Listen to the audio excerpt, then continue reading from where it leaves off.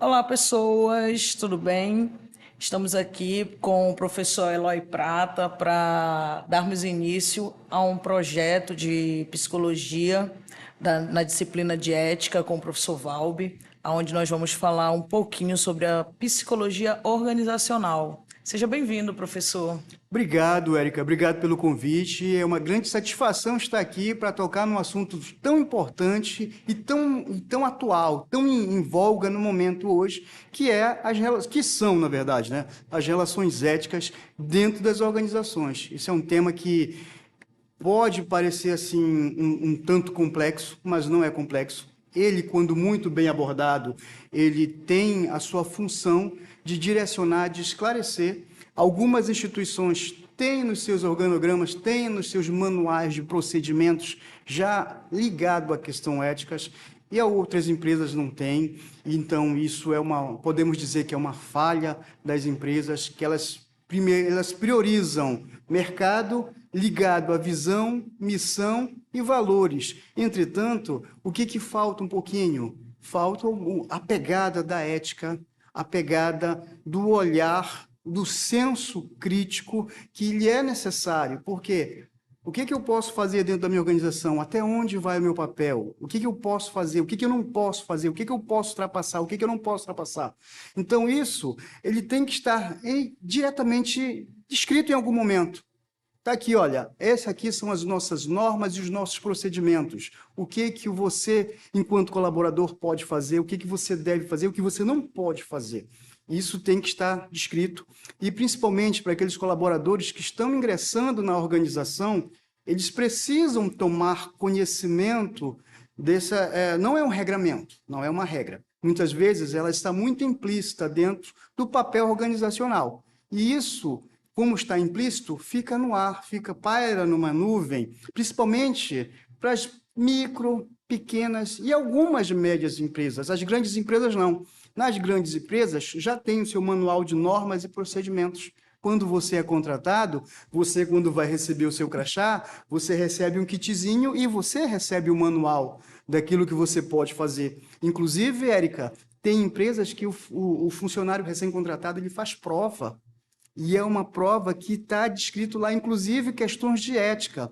As Olha, grandes empresas, elas já estão com essa prática de fazer com que o funcionário, ele não só ele entenda, mas ele incorpore as questões éticas dentro da sua função. E isso é interessante. Mas isso, como uma melhor prática, ela podia ser um pouco mais difundida. Como estou te dizendo, as pequenas e as médias empresas, de repente, não têm essa melhor prática. Você é contratado para executar uma tarefa, para executar uma função, e você, de repente, é uma função técnica que você tem que fazer a coisa da forma mais tecnicista possível, e muitas vezes você, por questões técnicas, acaba ultrapassando as barreiras e os limites.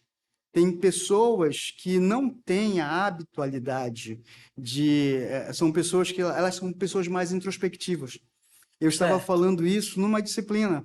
Eu fiz a gestão de um grupo de pessoas que tinha um funcionário que ele era introspectivo, ele não gostava muito de conversa, ele chegava, sentava, ele ficava tão incomodado que ele botava um fone de ouvido, ficava ali na tarefa dele, ele era tarefista, ele era para fazer aquela tarefa. Quando ele acabava, ele ia bater o ponto dele, ele não interagia com as pessoas. Eu não sei porquê, eu também não cheguei a entrar nesse universo, e até porque de repente era uma barreira. Era Sim. uma barreira que ele impôs ali, não, eu sou assim, eu sou desse jeito. E hoje em dia, as empresas não estão mais buscando pessoas assim, nesse perfil introspectivo. Elas Sim. querem pessoas assim, um pouco mais dinâmicas, um pouco mais participativas, colaborativas, né? Esse é um termo que tá muito na moda, é um termo muito atual. Temos que trabalhar a parte colaborativa. Aí, o que acontece? Muitas vezes o colega que está na parte colaborativa, de repente ele ultrapassa um pouquinho a barreira, confundindo a liberdade que a empresa dá, e ele ultrapassa soltando uma piada de mau gosto, soltando um comentário que de repente não é muito agradável, não soa muito agradável para quem recebeu o comentário. Aí a gente já ultrapassa o limite de alguns pontos da ética, né? Certo. E o que que você acha desse tópico aí, na tua percepção? Não, eu acho de fundamental necessidade, né? A gente falou que as empresas elas oferecem um material impresso, né? E essa semana eu estava assistindo uma matéria sobre a Dinamarca, aonde parece que as pessoas já nasceram com a ética, né? Enquanto que ainda hoje a gente ainda precisa ter o material impresso e, pelo que o senhor disse, oferecer provas para garantir que esse material esteja sendo de fato lido, né? Entendido e empreendido no dia a dia da empresa. Porque isso não só afeta a qualidade dos negócios, como potencializa o sujeito no ambiente de trabalho, né? Verdade. Possibilitando que ele contribua de outras formas em outros espaços da empresa. É porque o que que acontece? Muitas vezes a questão ética está ligada aos valores que você tem. Perfeito. O que que acontece? Nesse aspecto aí, quando você não trouxe alguns valores que vieram, que deveriam ter vindos do ambiente familiar, eu sou de uma educação um pouco rígida, né? Meu pai não era militar, nem meu avô, mas a minha criação foi um pouco rígida, da parte de obedecer. Então, a gente tinha uma rigidez muito grande. Eu estou com quase 50 anos, estou com 49 anos e alguns meses aí para completar os 50 anos. Então, eu sou de uma geração que teve a educação um pouco mais rígida. E hoje em dia, não é porque nós estamos vivendo uma outra concepção, um outro momento, mas o que que eu percebo hoje? Que as gerações mais atuais, a responsabilidade da família está sendo colocada para dentro de uma organização chamada escola. O que você deveria aprender na sua casa está sendo, como eu posso dizer, está sendo atribuído para uma escola. Sim, E o que que acontece? Muitas vezes, o poder do pai e da mãe, ele é um poder que ele, ao mesmo tempo que é um poder carinhoso, ele é um poder intimidador. sim, E o que que acontece com isso? Você começa a criar valores dentro da sua mente, dentro da sua concepção, e muitas vezes esses valores você leva para a vida toda. E como está faltando esses valores, hoje, nas gerações mais atuais, eu vejo pelas minhas netas, né? As minhas netas, eu tenho uma neta, a minha neta mais velha tem 21 anos, e a minha neta mais nova completou 18 agora, e elas foram criadas num universo onde elas tiveram liberdade total para fazer o que elas queriam. Então, muitas vezes, o poder paterno e o materno, eles falharam um pouquinho, e elas sentem dificuldade hoje, não receberam muita permissão e elas não receberam muitos nãos. E hoje elas encontram no mercado de trabalho uma certa frustração nisso. Opa, eu estou recebendo não agora, mas por que que eu estou recebendo não? Por que que eu não posso fazer? O que que está certo? Então, está havendo um choquezinho. Aí, então, esse valor que ela tinha da permissão, não teve. E ela encontra uma resistência dentro do mercado de trabalho hoje. E isso é reflexo lá da falta de alguns valores que você deveria ter adquirido lá no ambiente familiar. E sim. isso tem um reflexo muito grande. Então, talvez por conta dessa falta, essas novas gerações têm que estar num papel dizendo o que você pode e o que você não pode.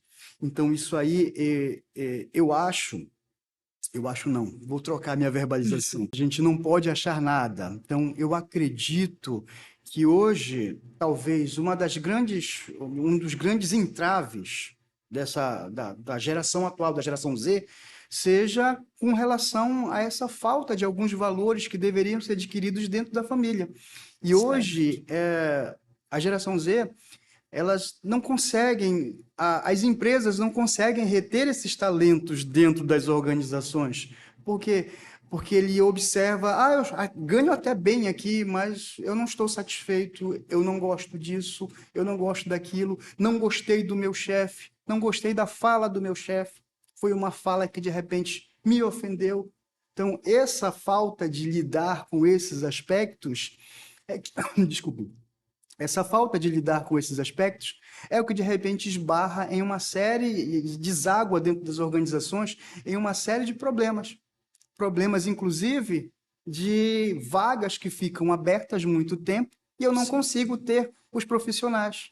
Esse é um problema que as organizações enfrentam hoje. Eu tenho vagas em aberto, mas eu não consigo o talento necessário. Quando a vaga ela é preenchida, o talento passa pouco tempo lá. São vagas muito técnicas que requerem um profissional extremamente habilitado para isso. Não que eu queira ter um mestre, mas eu tenho que ter um especialista. Sim. Ele tem que conhecer o assunto em profundidade. E hoje, quem conhece o assunto em profundidade não está visando só o salário. Ele visa algo mais. Muitas vezes, o clima organizacional, ele esbarra num clima organizacional que não é um clima muito bom para ele.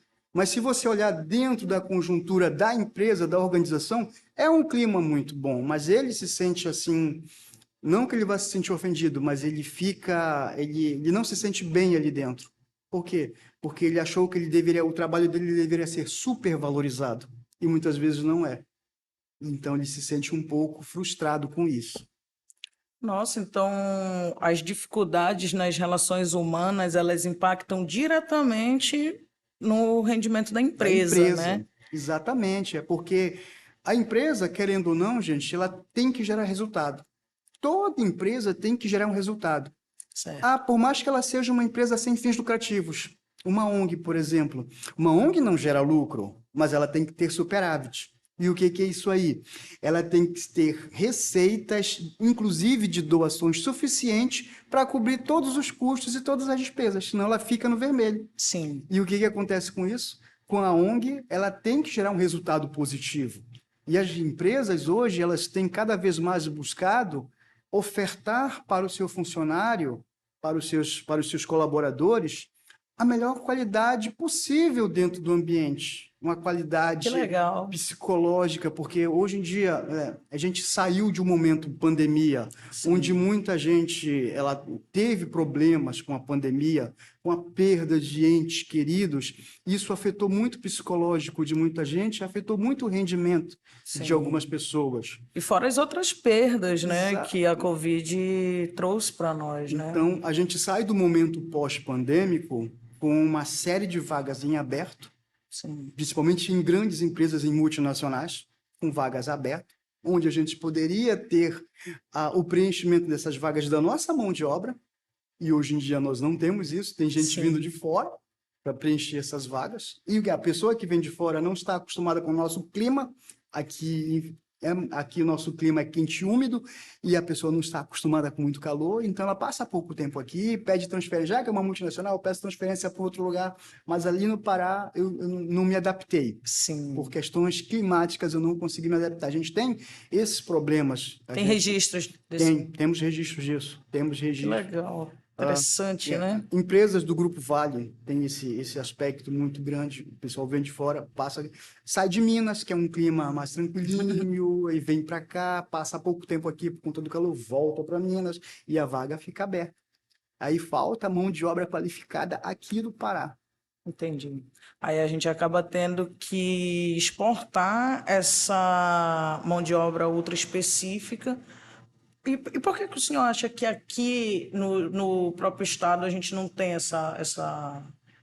Olha, esse suprimento de na verdade, necessidade? até tem, mas eles não ficam muito tempo aqui. Os talentos que são descobertos aqui, eles passam pouco tempo aqui. Como ele é um talento muito bom, ele é deslocado para uma outra localidade do próprio grupo.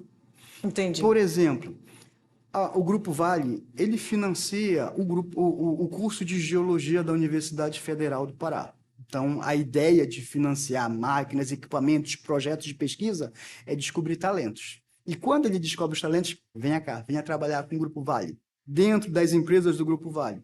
Então, ele fica muito bem alocado, só que ele, como se destaca muito, conhece bem do aspecto que é explorado aqui dentro, mas não é só no Pará que se explora em Minas também. Então, você é muito bom, então vamos sair daqui, vamos para Minas. Então, aqui dentro do Pará, a gente sai de Barcarena e vai lá, por exemplo, para Canaã dos Carajás. Começa a deslocar a mão de obra que é jovem, que não tem responsabilidades do tipo, eu sou jovem, sou solteiro, não tenho família, então é essa Está mão mais de obra. aberto, Exato, estou né, aberto a me para os deslocar. Estou deslocamentos. mais aberto a me deslocar. Isso Sim. acontece com muita frequência. Então, eles pegam os alunos mais novos, os bons, Tem uma têm remuneração uma melhor por conta e, do deslocamento. inclusive, financiam novos cursos. Você quer fazer o mestrado? Onde é que tem o mestrado? Vamos lá, eu vou financiar o seu mestrado. Então, existe essa praxe dentro da organização para Legal. desenvolver melhor a potencialidade do talento. Então, Eu acho isso muito isso é importante. muito bom, É, porque ela não pensa apenas no resultado, ela pensa em crescimento pessoal. sim. Por quê? Porque enquanto eu penso em crescimento pessoal, a empresa ganha, o funcionário ganha, uma relação ganha-ganha. A Uhum, empresa ganha e o funcionário sim. ganha. Então, ele não está ali apenas pela remuneração, ele está ali por crescimento pessoal e profissional. Então, isso é muito legal. E a própria relação, acho que ela sai um pouco do financeiro, né? E aí ela ganha um outro status e com isso o bem-estar também ganha uma outra proporção, né? O desenvolvimento tanto da empresa quanto do empregado. Acredito que uma pessoa que se sinta pertencente, que se sinta validada, que se sinta parte, ela é até mais criativa, ela ousa mais, né? Ela se sente muito bem. É como aqui na Estácio. Aqui na Estácio nós temos um sentimento de pertencimento. É um time mesmo? Isso, é um time. Por que que é um time? Porque nós nos ajudamos. Nós nos ajudamos para o crescimento da instituição, para o nosso próprio crescimento. Sim. Porque o que acontece? Eu já trabalhei em algumas instituições, eu posso dizer assim que eu tenho alguns quilômetros rodados na educação, já são quase 20 anos trabalhando com educação. Parabéns, que legal, Então, assim, obrigada. eu consigo perceber que aqui a gente não tem aquela relação, eu não vou dizer que é uma relação tóxica, mas é uma relação complicada, onde há uma competitividade muito grande dentro dos colegas, dentro dos próprios professores. Existe uma competitividade, então existe o professor que quer ser mais estrela do que o outro. Por quê? Porque eu tenho uma titulação diferente, eu tenho um A doutorado, vaidade, tem a isso, vaidade científica. existe uma vaidade científica muito grande dentro do nosso meio da docência. Sim. Existe muito. Então, muitas vezes, o profissional tem até um conhecimento técnico muito bom, mas ele não tem a titulação. Então, o colega que tem a titulação, eu costumo dizer que são pavões, né? Alguns pavões da educação. Então, eu não gosto de falar da minha titulação, eu prefiro omitir. Eu adoro ser chamado de professor, por quê? Porque eu acho que isso envaidece muito. Então, eu sou alheio. Então, aqui na Estácio, nós não temos essa vaidade. Que Nós bom. não temos essa vaidade. Então, o clima dentro da sala dos professores é um clima muito bom. Eu posso te dizer isso porque eu sou calouro aqui na Estácio. Então, eu sou um professor calouro. Eu ingressei nesse segundo Como é que está semestre. sendo essa recepção aí? Olha, a recepção não poderia ser melhor. Por quê? Porque eu Que encontro a legal. ajuda de muitos colegas. Eu encontro a ajuda de muitos professores e eu tenho o meu veterano, o Professor professor veterano? veterano. Olha, Eu tenho dois professores quem veteranos. são? O Fala aí pra nós. Silvio é um Ah, deles.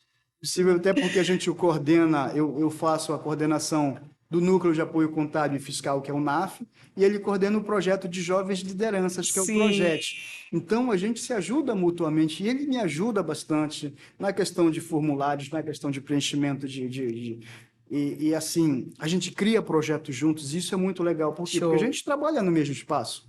Sim. Então, como a gente trabalha no mesmo espaço, de repente chega lá um microempreendedor individual para ser atendido.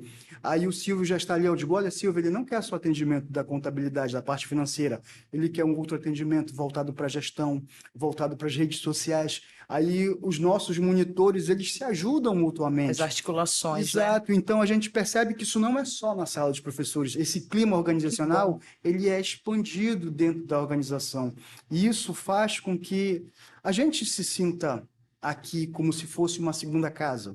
A Legal. gente sente isso, a gente tem esse sentimento. E isso não é só o professor Eloy que está sentindo, é perceptível isso dentro dos próprios colegas. Sim, A e gente ressoa em nós alunos também, Então, a né? gente cria um clima organizacional, porque nós trabalhamos com educação, educar para transformar. Essa é a nossa missão. Então, eu acredito que a gente faz isso muito Paulo bem. Freire. Por quê? Porque a gente faz isso dentro lá da sala dos professores. Nós nos ajudamos para que isso, esse Começa sentimento... na interação social, né? Ali, na interação mais pessoal mesmo, né? Ali no momento que antecede a entrada na sala de aula para efetivamente começar o trabalho, né? E isso já influencia, né? Bastante. Diretamente em todo o mais, né? E o que que acontece? Aqui dentro, como organização, eu vejo aqui que você tem possibilidades de crescimento muito grandes. Então, você não vai ficar só exercendo a sua função de professor. Dentro da Estácio é possível. É possível, tem. Então, isso é muito importante, por quê? Porque a gente chama de best practices, são as melhores práticas de mercado. Então, as empresas, elas que desenvolvem esse sentimento de que o colaborador ele pode crescer profissionalmente e a empresa te ajuda nisso, é uma melhor prática de mercado. Sim. Que isso está sendo reverberado para outras empresas. A relação ganha-ganha, né? Exato. Tem que ter uma relação ganha-ganha, por quê? Porque quando eu tenho essa relação ganha-ganha, meu colaborador ele fica satisfeito. Ele não está ali apenas movido pelo financeiro. Todos ficam felizes, né, professor? Exato. E o que é melhor disso tudo? Os resultados da empresa melhoram. Por quê? Sim. Porque a gente começa a avaliar crescimento profissional, avaliar desempenho de funcionários. E a gente vê que o funcionário está feliz em estar trabalhando ali. Ele não vai, poxa, hoje lá eu vou fazer a mesma coisa que eu faço todo dia. A gente não vê esse tipo de funcionário, ele não fica muito tempo na empresa. Entendi. Ele não fica, infelizmente ou felizmente, né? É bom para a empresa, né? Exato, bom para a empresa. Então, esse clima organizacional que deve ser construído tem que ser nesses moldes de uma relação ganha-ganha. E hoje os empresários sabem disso. A grande maioria dos empresários sabem disso. Por quê? Porque a gente cria métricas. Olha, eu tenho meta para trimestral. Então, primeiro trimestre, segundo trimestre, terceiro trimestre. Então, a gente está acompanhando as metas. Opa, em algum trimestre, o que aconteceu? A gente vai buscar dentro da instituição o que está acontecendo. De repente surgiu algum problema, e esse problema poderia ser um problema de fácil solução, resolvido ali dentro de um determinado setor, o problema se expandiu para toda a organização e acabou contaminando o clima organizacional de uma certa forma, que para você retomar isso fica um pouco mais complexo. Existe alguém que faz esse trabalho de observação, de mensuração do clima, das relações de gerenciais, né? Isso. A gente tem a equipe de recursos humanos que a grande maioria das métricas são feitas por meio de pesquisa. Aí o funcionário muitas vezes preenche a pesquisa para dizer, não, se eu colocar 10 para tudo aqui, eu vou me manter aqui. Não é esse o foco. É a gente ter a percepção daquilo que o colaborador está sentindo. Então, quando a gente faz, por exemplo, vou fazer uma pesquisa de clima organizacional, para saber como está o clima. Eu elenco algumas perguntas, algumas a gente evita fazer perguntas abertas nesse tipo de questionário, porque senão a gente tem uma certa dificuldade de filtrar e de formatar as respostas. Então, a maioria das perguntas são perguntas fechadas, que elas vão de uma pontuação de 0 a 5, Sim. Que aí para cada um temos uma escala de pesos para isso, ou algumas perguntas são de sim ou não. Então, a gente quer testar ali para ver como é que está o clima organizacional. Isso é uma das primeiras ferramentas que a gente tem. A gente faz uma pesquisa para atingir a meta e combinar isso com o financeiro. Espera aí, a pesquisa está dizendo isso aqui, está mostrando esse cenário aqui para a gente. Combina com os resultados que a empresa está querendo, está almejando? Se não combinar, opa, houve distorção, houve divergência. Aí a gente vai e replica alguns questionários para outros setores, para dizer assim, para a gente ter outra percepção. Sim. Porque muitas vezes o funcionário, com medo de perder o emprego, vou dar 10 para tudo. E isso acontece muito. Aquele temor de ficar desempregado. E, então, em alguns setores, em alguns departamentos, você tem pesquisas que estão muito bem. E tem outros que vão falar, não, a verdade é que o clima não é legal. Porque o grande problema, na verdade, eu não vou chamar de problema, o grande desafio é a gente ultrapassar o benefício do cafezinho. Que é isso? Ah, não, essa empresa tem água, tem café, tem um biscoitinho, tá tudo lindo, tá tudo maravilhoso. Não é clima organizacional, pesquisa de clima organizacional, não é isso. Que muitas vezes, já peguei uma resposta de a empresa é maravilhosa porque o café é de melhor qualidade, o biscoito é delicioso. Gente, não é. O foco da pesquisa não é Não esse. é o lanche. Não é o lanchezinho, não é o cafezinho. O foco é saber se você está realmente satisfeito com a atividade que você está desempenhando e com a remuneração e com os benefícios que a empresa está ofertando para você. Porque virou assim uma prática, né? A empresa, as grandes empresas. Não, a gente tem a remuneração fixa, temos a remuneração variável. Se a gente atingir algum determinado objetivo, a gente tem participação no lucro, tem plano de saúde, tem vale alimentação, então tem plano odontológico, então tem uma série de benefícios que a gente tenta trazer a melhor situação para o funcionário. Isso é muito bom. Agora, a grande maioria das empresas não vai por essa vertente por achar que isso é um custo. E é um custo alto, então o foco não é esse. O foco é reduzir custo, é reduzir gasto para que a gente aumente o lucro. Mas isso não é muito interessante para algumas atividades. Por exemplo, como é que você vai tirar a comissão de um vendedor e pagar um salário fixo? Ele vai se sentir motivado como? Se ele não tem. O vendedor, o foco dele é financeiro. Quanto mais eu vender, mais comissão eu vou ganhar. Então, a motivação dele é a comissão. Agora, eu tenho outras funções que dizem assim, para a nossa função, por exemplo, da contabilidade. A contabilidade, ela é vista assim, eu posso te dizer que ela é uma atividade de bastidores. Ela fica por trás das cortinas para deixar a gestão brilhar, mas ela tem que munir a gestão de muitas informações. Então, o que acontece? Entendi. Eu preciso de um bom sistema, eu preciso. A nossa legislação ela muda constantemente, então os funcionários cada vez mais capacitados. Então, a empresa tem que oferecer cursos, treinamentos, mesmo que seja online, mesmo que você junte todo mundo aqui, ó, vamos assistir um curso, vamos tirar um tempo do nosso trabalho e vamos assistir um curso. Vai dar um ganho para o funcionário melhor. Isso as empresas têm que fazer. Mas Sim. tem empresa que pensa assim, não, a função é sua, então é você que tem que correr atrás desse conhecimento. Então, daqui a pouco, esse talento que pode estar sendo mal utilizado dentro da empresa, se ele receber uma outra proposta, ele sai, ele vai embora. Porque apesar dele saber que uma parte da capacitação dele tem que ser feita por ele mesmo, se a empresa ajudar, fica muito melhor. Todos ganham, né? Exato, é aquela relação ganha-ganha que a gente estava falando. Sim. É a relação ganha-ganha que ela tem que ser, o gestor ele tem que olhar para esses propósitos. Poxa, na parte da legislação, por exemplo, temos empresas que a gente tem um regime de tributação chamado de lucro real, onde a empresa paga pelo lucro que efetivamente ela tem, ela paga imposto de renda pelo lucro que efetivamente ela tem. E se ela tem algumas despesas que o governo diz assim, não, isso aqui eu não aceito como despesa. Mas tem despesas que o governo diz, eu aceito isso como despesa. Por exemplo, capacitação e treinamento de pessoal. É classificado como uma despesa, diminui o lucro e eu pago menos imposto. Então, o que Nossa. acontece? Para essas empresas, é muito interessante capacitar os seus funcionários. Porque Sim. quando eu tenho e eu não vou chamar isso de despesa, eu vou chamar isso de Com investimento. certeza. Então, quando eu tenho esse investimento, diminui o lucro e eu pago menos imposto. E consiga um funcionário mais Mas habilitado, né? Mais e ele se qualificado. sente bem e ele vai ficar ali, então eu consigo reter aquele Sim. talento. Só que tem muito empresário que pensa diferente. Não, isso aqui ao invés de ser um investimento, isso aqui é um custo.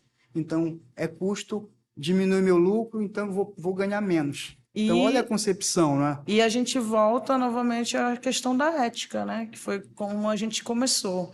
Porque Exato. essa noção de preço e valor, ela está muito intrínseca naqueles valores que você entra em contato primeiramente na sua instituição familiar, que está hoje tão diluída, né? Tá tão corrompida. Então, talvez por Verdade. isso a gente precise estar todo instante elucidando, né? Comprovando que vale a pena acreditar no outro, né? Investir no outro e se esforçar para oferecer ao outro aquilo que eu gostaria que me fosse ofertado. Exato. Então, o que que acontece hoje? As empresas que despertam para esse tipo de questões, elas estão muito à frente. Eu posso dizer que elas estão na vanguarda lá, elas estão na frente. O que acontece hoje? Hoje nós temos no Brasil, a grande maioria das empresas são prestação de serviço e comércio. Essas empresas, elas movimentam muito a nossa economia, apesar da gente depender da indústria. A indústria que é o carro-chefe, que ela que fabrica, ela que produz, e a empresa comercial pega o que a indústria produziu e vai revender. Ou eu vou trabalhar na prestação de serviço. E o que que acontece hoje? Quem movimenta, quem acaba movimentando a economia do nosso país é o comércio e o serviço, apesar da indústria ser o carro-chefe. Quem faz a movimentação toda é o comércio e a prestação de serviço. E o que que acontece nesse aspecto? As empresas hoje, os microempreendedores individuais e as microempresas têm uma grande participação nessa movimentação. Só que como elas têm a característica de serem pequenininhas, elas não trazem todo esse conhecimento, essa prática de gestão. Até porque muitas vezes falta o administrador. Entendi. O dono se acha, não, eu sou o dono, então deixa comigo que eu vou administrar. Só que aí o que acontece? Ele não tem conhecimento de gestão. E um dos motivos para a empresa quebrar é exatamente esse, ele não ter o conhecimento de gestão. Porque se ele traz essa prática de gestão, ele melhora a qualidade de vida do funcionário, ele melhora o clima organizacional dentro da empresa, por mais que seja pequena, mas eu preciso ter um clima organizacional bom de se trabalhar, onde a pessoa se sinta, além de valorizada, ela tem esse sentimento de pertencimento. Acho que quanto menor, mais necessário, né, professor? Porque o Exato. convívio é É maior, né? maior. Porque um dos problemas que acontece nas pequenas empresas, principalmente nas empresas de base familiar, onde o pai é o dono, aí depois o filho vem trabalhar, a filha vem trabalhar. Ali, um dos problemas grandes é a sobreposição do poder de pai com o poder de chefe.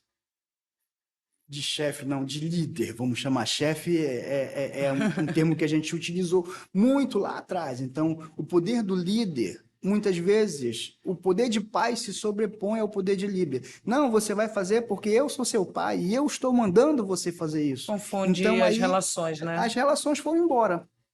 As relações foram embora e muitas vezes as empresas têm problema de sucessão. Às vezes A o rotatividade, pai faleceu, aí quem tem que assumir a empresa são os filhos, e os filhos não foram capacitados para isso, não tem aí não tem habilidade. habilidade nenhuma, então, olha, eu vou vender aqui a empresa, eu vou me desfazer da empresa. Isso aconteceu com grandes empresas aqui dentro do nosso estado. Houve um problema no momento da sucessão, tivemos problemas e alguns grupos empresariais quebraram mesmo. Sim. Quebraram mesmo e outros estão aí tentando reerguer, mas foram por outros processos. É um grupo japonês que talvez você Sim. conheça, eu não posso falar o nome, mas esse grupo teve um problema na sucessão. O idealizador de tudo faleceu, veio a falecer.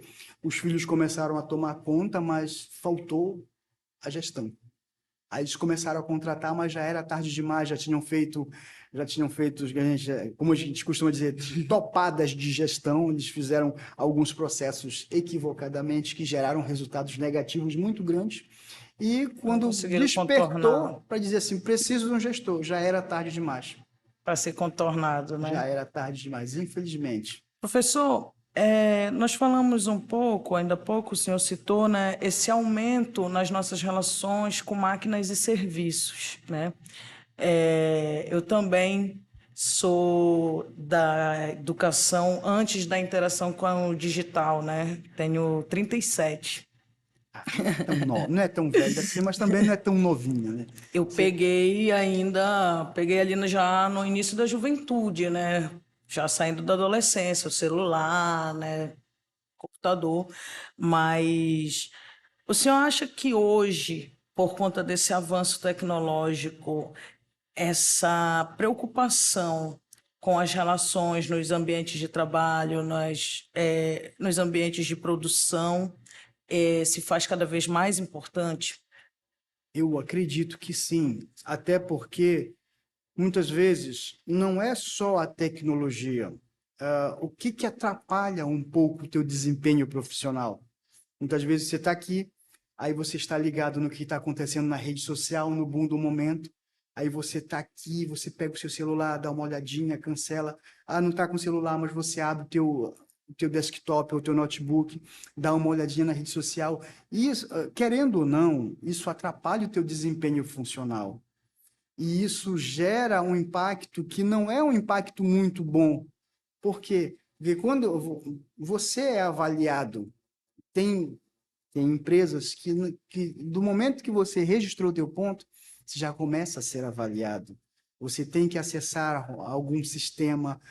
Eu estou no home office, que hoje é uma Sim. grande realidade. Então, a partir do momento que você logou, você já está começando a ser avaliado. Se você mexe muito no mouse, você não mexe muito no mouse, se você passa 5 minutos sem mudar de uma tela para outra, isso são critérios que as empresas criaram para começar a te avaliar.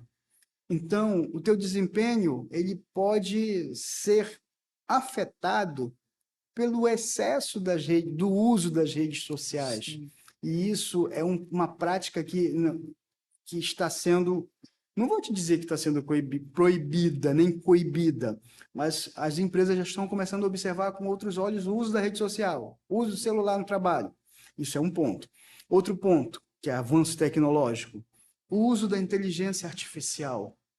O famoso chat GPT, que eu tenho outras inteligências artificiais, mas o chat GPT é a mais usual, é a mais comum.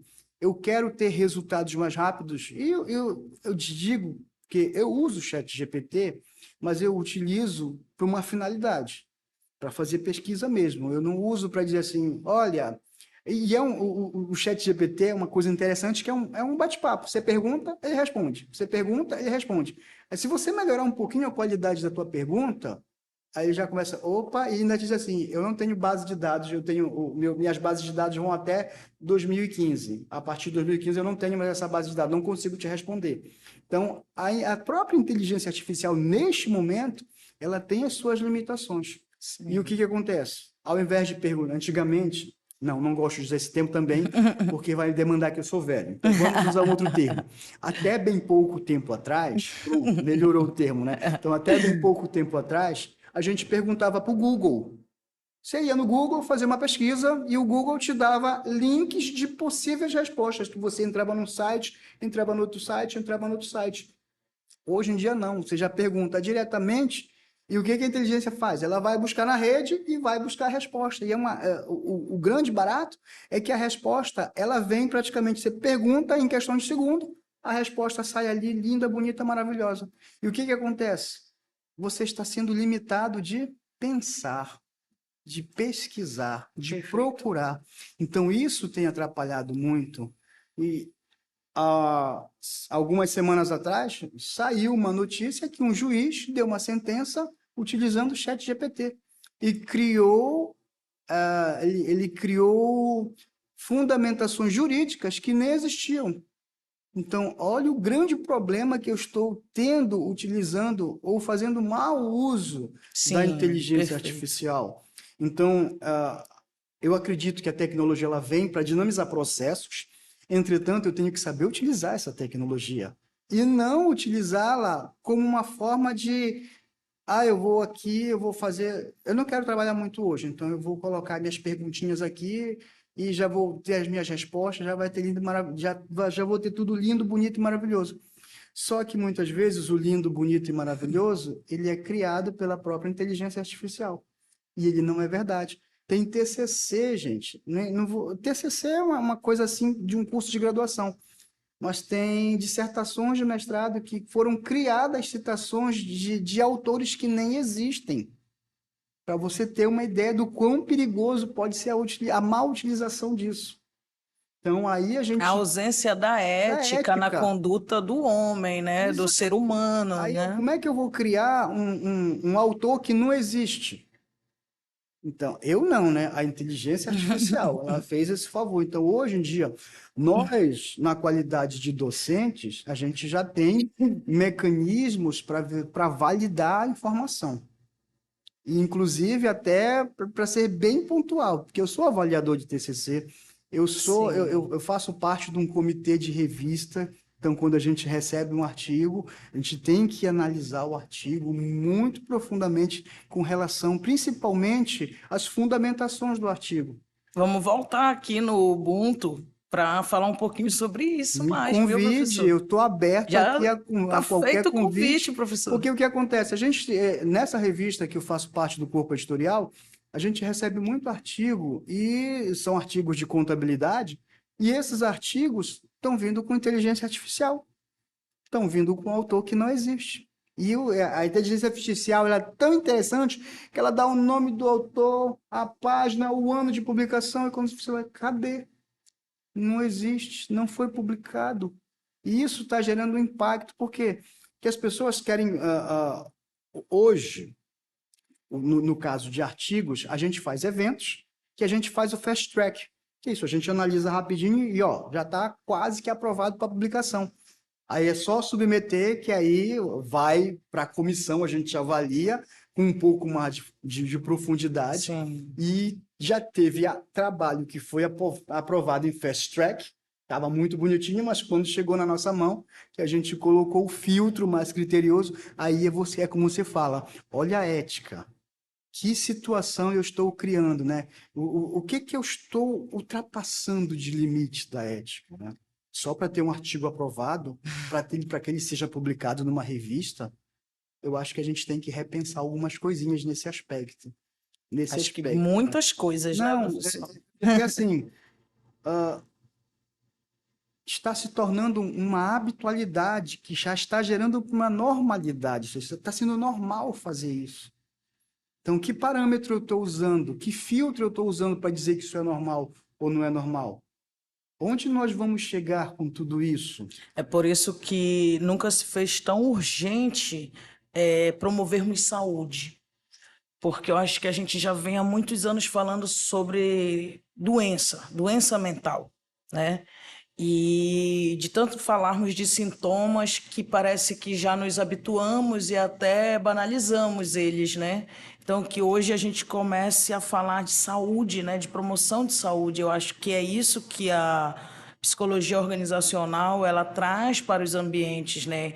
Meio que uma tentativa de diminuir os impactos daquelas referências que foram ausentes na construção do sujeito, né? Então, Exato. se você não teve essa instrução, né, esse aparato humano, então que aqui no mercado de trabalho, quando você contribui com o seu conhecimento específico, a empresa, o grupo, né, os colegas de trabalho, eles te oferecem esse acolhimento, né? E essa noção de civismo, né? De pertencimento mesmo, como semelhante. E eu vou te dizer que isso é extremamente fundamental dentro das organizações.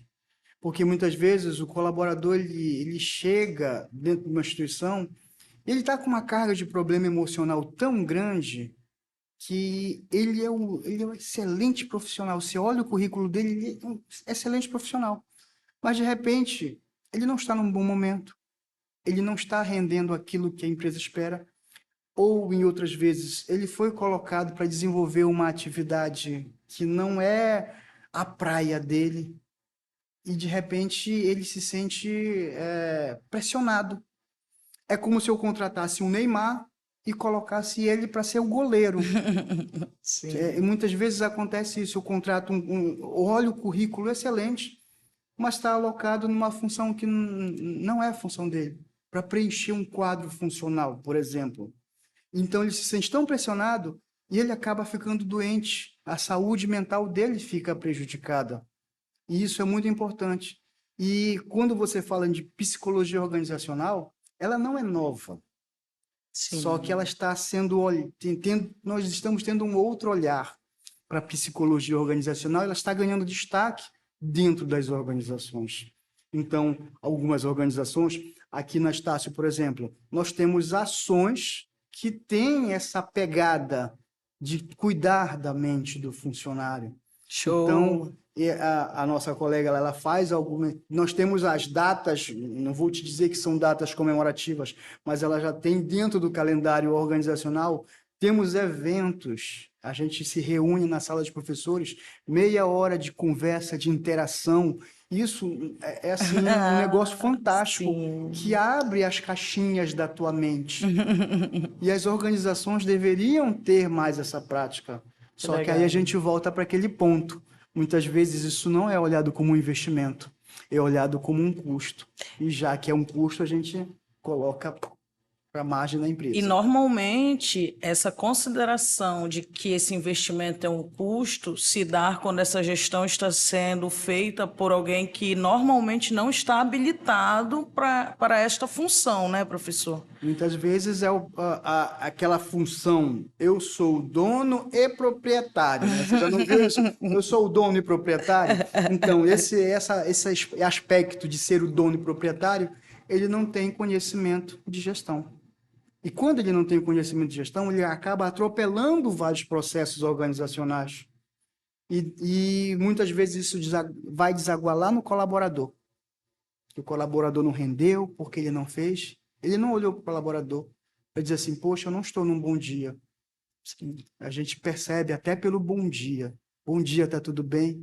Quando o tom do bom dia não vem com aquele tom alegre, Um bom líder conhece os colaboradores só pela expressão. você falou tudo agora. Então a gente já percebe que o tom do bom dia já está carregando um problema. E muitas vezes é um problema emocional, está ali dentro. De repente nem é financeiro, nem é de doença, é alguma coisa que ele já está sentindo há muito tempo. Sim. E aquilo ali é como uma caixa d'água que só vai enchendo, enchendo, enchendo, mas um dia ela vai transbordar. E aqui a gente tem que ter essa percepção e esse olhar um pouco mais diferenciado para o colaborador. Com certeza. Acho que quando se trata de pessoas, todo olhar, todo cuidado, ele não só é importante como necessário de fato, né? É extremamente necessário, porque durante muitas vezes, por exemplo, fazer terapia. Ah, fazer terapia é coisa de rico. Fazer terapia, não, aqui eu sou pobre. Você tem vários mecanismos para fazer terapia, tem grupos de apoio, você pode buscar. As organizações poderiam fazer isso. Um evento quinzenal, mensal que fosse, Sim. para destacar e descobrir aquelas situações que estão ali guardadinhas naquelas caixinhas do segredo, que eu não vou contar para ninguém, Sim. e eu fico sofrendo muitas vezes com isso.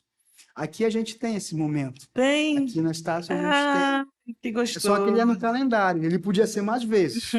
Poderia ser Fica mais aí, vezes. né? Fica a dica Fica a aí, dica, né? hashtag fica a dica. A gente tem esse momento. E muitas vezes, gente, um colaborador, ele nem sabe dizer aquilo que ele está sentindo. Nem sabe.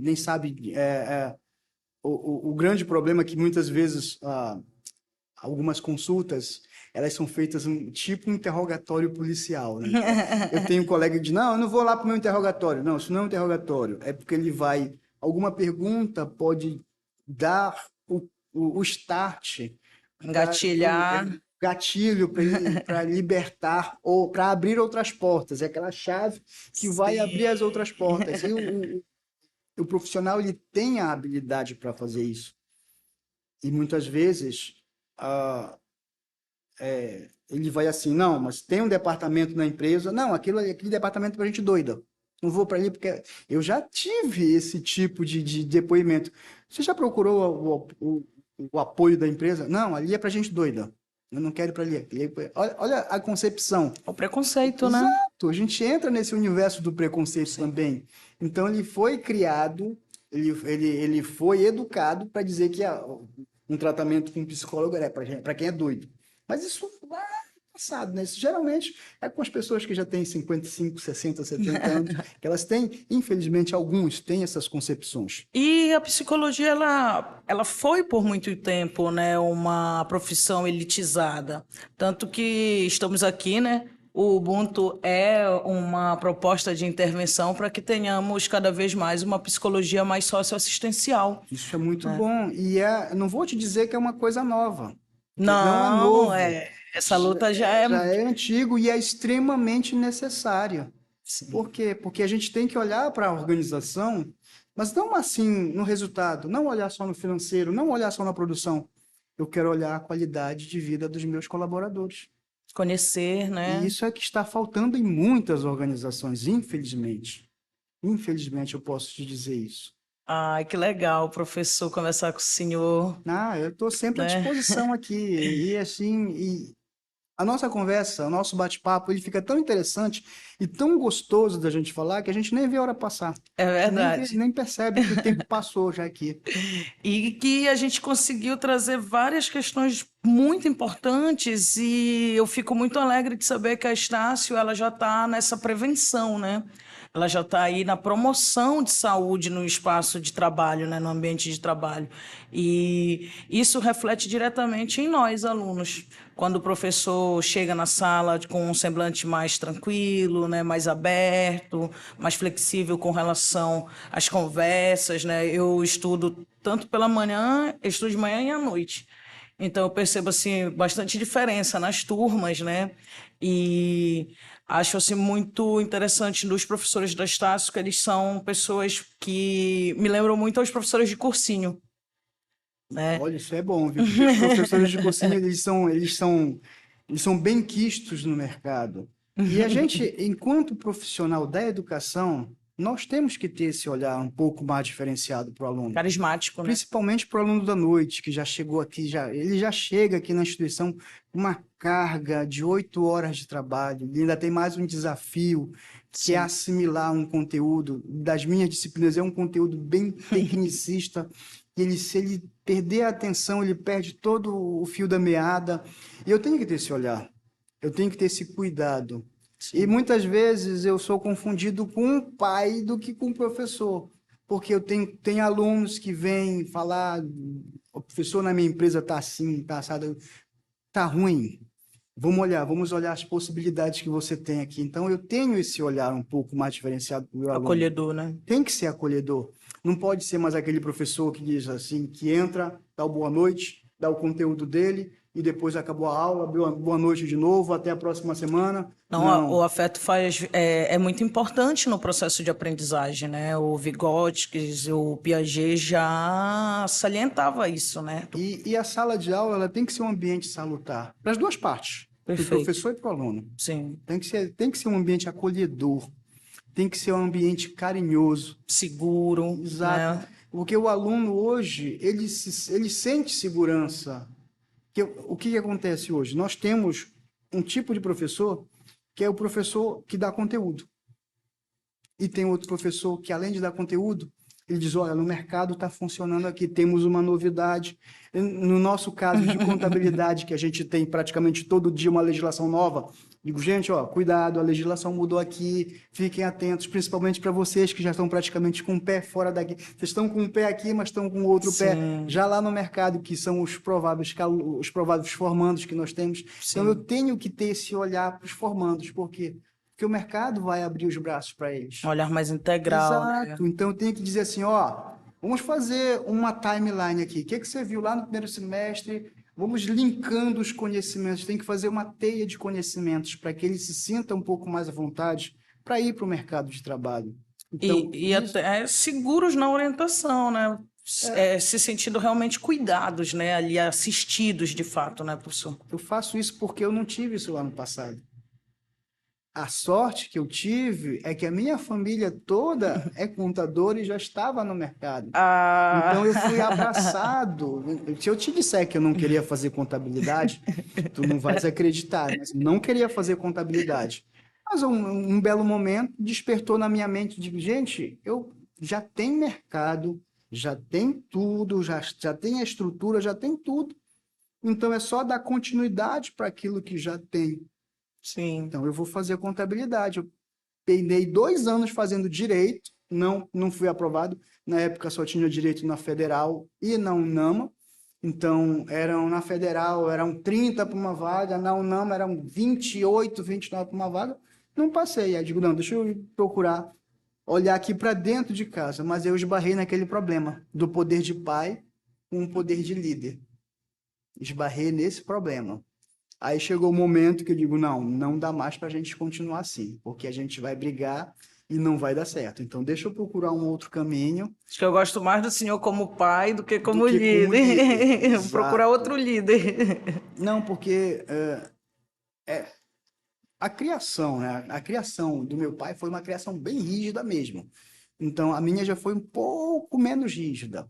E o que que acontece? Ele tem alguns aspectos, ele é maravilhoso, mas como assim, como alguns aspectos, principalmente em aspectos um pouco mais avançados e tecnológicos, que a gente lá na década nos anos 2000, a gente estava trabalhando bem junto, e ele disse assim, olha, a gente precisa avançar nesse conhecimento, chegou uma tecnologia, chegou isso, chegou aquilo, aí não, vamos segurar, até porque na época o nosso foi em 93, 94, nós compramos o nosso primeiro computador e ele ainda estava vinculado, ligado muito a dólar. E naquela época lá o dólar estava um negócio astronômico, então foi um investimento bem caro.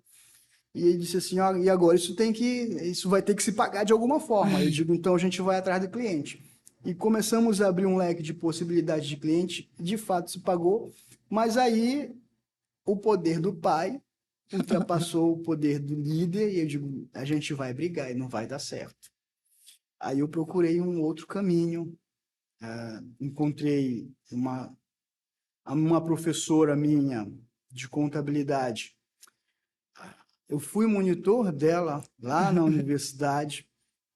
Depois de monitor, trabalhei com ela, fiquei sócio e me casei com ela. Olha que história legal, né? E nós estamos Maravilhoso. juntos há apenas 20 anos. Sabe por que eu te Que digo isso? maravilha, Há professor. apenas 20 anos, porque tem muita gente que já diz assim: ah, eu estou casado há tantos anos, parece que é um fardo, né? Então eu digo assim: eu estou casado há apenas 20 anos. Que venham mais Que venham mais 20, 20, mais mais 20, 20, mais mais 20. 20. Então eu penso dessa forma, até para mudar um pouco esse estigma dos relacionamentos que tem hoje, né? Que E a sua esposa, ela é professora ela é de quê, professora de professor? contabilidade. Olha que A interessante. família inteira, então, Isso de depois que eu posso te dizer que no meu DNA tem contabilidade. professor, que história fantástica. E não estava nem programado a gente falar disso aqui, mas é bom porque esse bate-papo ele traz à tona algumas coisas que a gente precisa falar. Ele me convide para mais vezes aqui, Com que certeza, o professor, já papo está está muito bom. convidado. Pois é. É, mas que história, né, professor? Caramba, Né? 20 anos. Você Na foi verdade, monitor dela. eu fui monitor durante 3 anos da disciplina dela.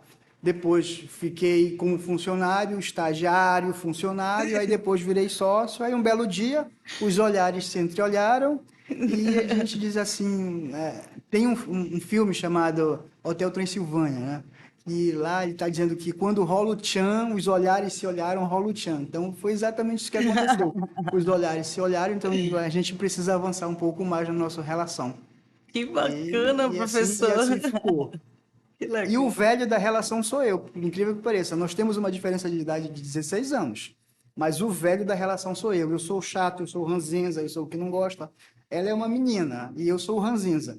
É mesmo, Para professor? você ver aí como são as coisas dentro das relações. Sim. Pois é, foi isso que eu fiquei, eu digo, nossa, as relações humanas, elas realmente são de uma riqueza, né, de uma potência que se a gente desse mais atenção, né, eu acho que nós estaríamos anos-luz, assim, em desenvolvimento, em habilidades e até em conquistas mesmo, sabe? Mas as relações, elas são feitas de pequenos, grandes detalhes.